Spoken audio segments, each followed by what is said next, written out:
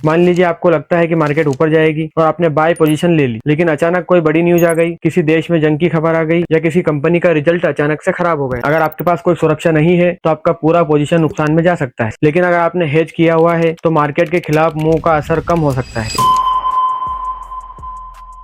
अगर आप ट्रेडिंग या इन्वेस्टिंग की दुनिया में नए हो तो आपने कभी न कभी हेजिंग शब्द जरूर सुना हो। कई लोग इसे एक एडवांस स्ट्रेटजी समझकर इग्नोर कर देते, जबकि सच यह है कि हेजिंग का बेसिक कॉन्सेप्ट समझना हर ट्रेडर और इन्वेस्टर के लिए बहुत जरूरी है, क्योंकि मार्केट हमेशा हमारे हिसाब से नहीं चलती। कभी मार्केट तेजी से ऊपर जाती है, कभी अचानक नीचे गिर जाती है, और कई बार ऐसी सिचुएशन बन जाती है जहाँ हमें समझ ही नहीं आता कि अगला मूव किस डायरेक्शन में होगा। ऐसे समय पर हेजिंग एक सुरक्षा कवच की तरह काम करती है। इसका मकसद प्रॉफिट कमाना नहीं होता, बल्कि संभावित नुकसान को कम करना होता है। बहुत से नए ट्रेडर्स यह गलती करते हैं कि वह हेजिंग को इनकम बढ़ाने का टेक्निक समझ लेते हैं, लेकिन असल में हेजिंग का काम आपके कैपिटल को बचाना होता है। सीधे शब्दों में कहें तो हेजिंग एक ऐसी स्ट्रेटजी है जिसमें ट्रेडर अपनी मेन पोजीशन के अपोजिट या उससे जुड़ी हुई एक दूसरी पोजीशन लेता है, ताकि अगर मार्केट उसके खिलाफ चली जाए तो नुकसान का कुछ हिस्सा या पूरा हिस्सा कवर हो सके। हेजिंग को आसान एग्जांपल से समझते हैं। मान लीजिए आप एक दुकान चलाते हो, वेदर डिपार्टमेंट ने बताया कि कल तेज बारिश आ सकती है। आपको डर है कि बारिश की वजह से दुकान में ग्राहक कम आ सकते हैं और नुकसान हो सकता है। इस रिस्क को कम करने के लिए आप पहले से ऑनलाइन डिलीवरी की व्यवस्था कर लेते हैं। अगर लोग दुकान पर न भी आए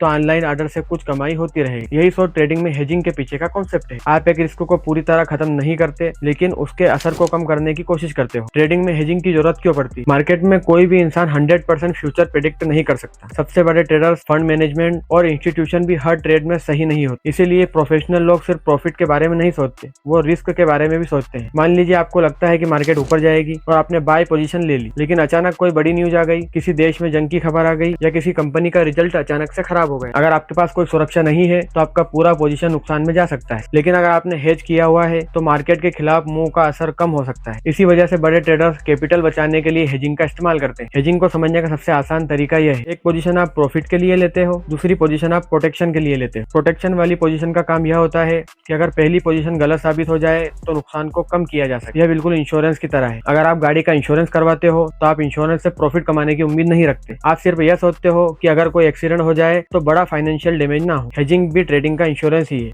अब मैं आपको स्टॉक मार्केट में हेजिंग का एक एग्जांपल देता हूं। मान लीजिए आपने किसी कंपनी के 100 शेयर्स 1000 के भाव पर खरीदे। आपको लगता है कि लंबे समय के लिए कंपनी अच्छी है और शेयर की कीमत बढ़ेगी, लेकिन अगले हफ्ते कंपनी का रिजल्ट आने वाला है। आपको थोड़ा डर है कि अगर रिजल्ट खराब आया तो शेयर की कीमत गिर सकती है। अब आपके पास दो रास्ते हैं, पहला शेयर्स बेच दो, दूसरा शेयर्स रखो और रिस्क को हेज करो। प्रोफेशनल ट्रेडर अक्सर दूसरा रास्ता चुन सकते हैं। वो शेयर्स को होल्ड रखते हैं और साथ में ऐसी पोजीशन लेते हैं जो शेयर गिरने पर प्रॉफिट दे सकती है। अगर शेयर गिरता है तो शेयर में नुकसान होता है, लेकिन हेज वाली पोजीशन कुछ प्रॉफिट दे सकती है। इससे टोटल डैमेज कम हो जाता है। अब चलो बात करते हैं ऑप्शन ट्रेडिंग में हेजिंग होती है या नहीं। ऑप्शन मार्केट में हेजिंग बहुत ज्यादा यूज की जाती है। मान लीजिए किसी ट्रेडर ने स्टॉक को खरीदा हुआ है और उसे लगता है कि फ्यूचर में स्टॉक ऊपर जाएगा, लेकिन उसे शॉर्ट टर्म गिरावट का डर भी है। ऐसी सिचुएशन में ट्रेडर पुट ऑप्शन खरीद सकता है। पुट ऑप्शन की वैल्यू आमतौर पर तब बढ़ती है जब मार्केट या स्टॉक नीचे जाता है। अगर स्टॉक ऊपर चला गया तो ट्रेडर को स्टॉक से प्रॉफिट मिल सकता है। अगर स्टॉक नीचे चला गया तो पुट ऑप्शन का प्रॉफिट कुछ हद तक नुकसान को कवर कर सकता है। इसी वजह से कई बड़े इन्वेस्टर और इंस्टीट्यूशन ऑप्शन का इस्तेमाल सिर्फ पॉसिबिलिटीज के लिए नहीं बल्कि हेजिंग के लिए भी करते हैं। फ्यूचर मार्केट में हेजिंग का इस्तेमाल सिर्फ स्टॉक ट्रेडर्स ही नहीं करते, कमोडिटी ट्रेडर्स भी इसका खूब इस्तेमाल करते हैं। मान लीजिए एक गेहूं उगाने वाला किसान है, उसे डर है कि जब तक फसल तैयार होगी तब तक बाजार में गेहूं की कीमत गिर सकती है। अगर कीमत गिर गई तो उसकी कमाई कम हो जाएगी। इस रिस्क को कम करने के लिए वो फ्यूचर कॉन्सेप्ट का इस्तेमाल कर सकता है। अगर बाजार की कीमत नीचे जाती है तो फ्यूचर पोजीशन उस नुकसान का कुछ हिस्सा कवर कर सकती है। इसी तरह तेल, सोना, चांदी और अन्य कमोडिटीज में भी हेजिंग का इस्तेमाल किया जाता है। क्या हेजिंग से रिस्क पूरा खत्म हो जाता है? नहीं, यह एक बहुत बड़ी गलतफहमी है। हेजिंग रिस्क को कम करती है लेकिन पूरी तरह खत्म नहीं करती। मार्केट में हमेशा कुछ न कुछ अनसर्टेनिटी रहती है। कभी कभी हेज परफेक्ट काम नहीं करता, कभी हेज की कॉस्ट ज्यादा हो जाती है, कभी मार्केट का पूरा मूव हमारे किए हुए प्लान से बहुत अलग होता है। इसलिए हेजिंग को रिस्क मैनेजमेंट का टूल समझना चाहिए, मैजिक फार्मूला नहीं। अब बात करते हैं कि हेजिंग का नुकसान क्या है। हर स्ट्रेटजी की तरह हेजिंग के भी कुछ ड्रॉबैक्स होते हैं। सबसे पहला ड्रॉबैक्स है कास्ट। कई बार हेज लगाने के लिए एक्स्ट्रा पैसा खर्च करना। अगर मार्केट आपके फेवर में चली गई तो हेज की वजह से आपका कुछ पोटेंशियल प्रॉफिट कम हो सकता है। दूसरा ड्रॉबैक है कॉम्प्लेक्सिटी। नए ट्रेडर अक्सर हेज लगाते वक्त उलझन में पड़ जाते हैं। गलत क्वांटिटी या गलत इंस्ट्रूमेंट चूज करने पर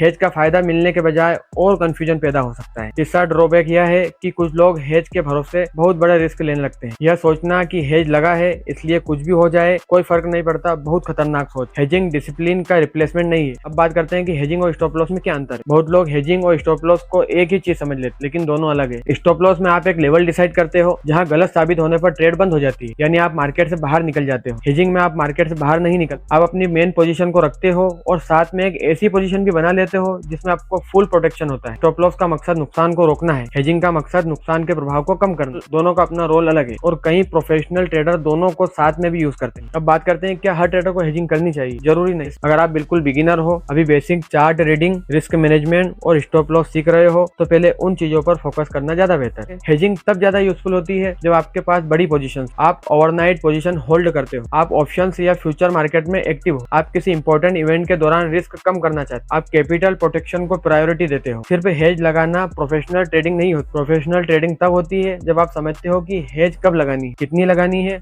और किस सिचुएशन में उसकी जरूरत है। तो भाई आखिर में हेजिंग को एक सिंपल लाइन में समझे तो हेजिंग प्रॉफिट बढ़ाने की नहीं बल्कि कैपिटल बचाने की स्ट्रेटजी है। जब ट्रेडर मार्केट के नेचर को समझने लगता है तो उसे एहसास होता है कि ट्रेडिंग सिर्फ पैसा कमाने का खेल नहीं है, यह रिस्क मैनेजमेंट करने का भी खेल है। ट्रेडिंग वही कला है जो ट्रेडर को हर वक्त मार्केट के सामने खड़ा रहने की हिम्मत देती है, क्योंकि उसे पता होता है कि अगर मार्केट उसके फेवर में गई तो प्रॉफिट मिला और अगर मार्केट उसके खिलाफ गई तो उसने पहले से ही कुछ सुरक्षा कवच तैयार कर रखा है। प्रोफेशनल ट्रेडर का फोकस सिर्फ रिटर्न्स पर नहीं होता, उसका फोकस कैपिटल प्रोटेक्शन पर भी होता है और इसी कैपिटल प्रोटेक्शन के सबसे इंपॉर्टेंट रूल्स में से एक का नाम है हेजिंग। मिलते हैं नेक्स्ट वीडियो में, तब तक के लिए चैनल को सब्सक्राइब करके वीडियो को लाइक जरूर करना।